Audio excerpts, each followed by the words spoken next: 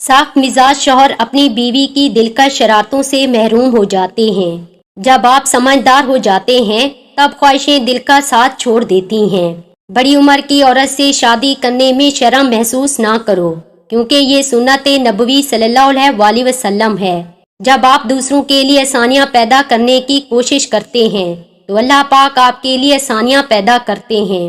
عورت جاہل کے لیے حوس اور عقل مند کے لیے روح ہے۔ جب کہیں لڑکی دیکھنے جائیں تو پہلے گھر سے اپنے لڑکے کو 3 سے 4 بار دیکھ لیا کریں۔ لوگ کہتے ہیں نامحرم چھوڑ دیتے ہیں، ان پر بھروسہ مت کرنا، ٹھیک بھی کہتے ہیں، مگر میں کہتی ہوں لوگ نکاح کے بعد بھی چھوڑ جاتے ہیں، لوگ بچے ہو جانے کے بعد بھی چھوڑ جاتے ہیں۔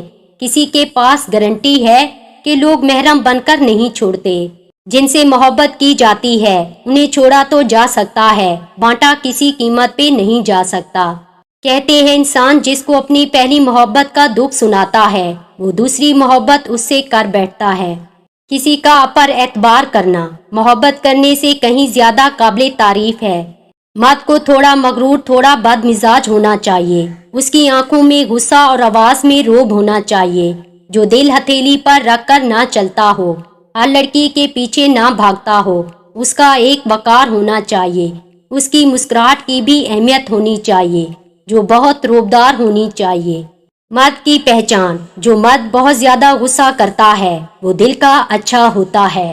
جو مرد ہر وقت لڑائی جھگڑا کرتا ہے اسے توجہ کی ضرورت ہوتی ہے۔ جو ہر وقت موبائل میں لگا رہتا ہے وہ آپ سے بیزار ہوتا ہے۔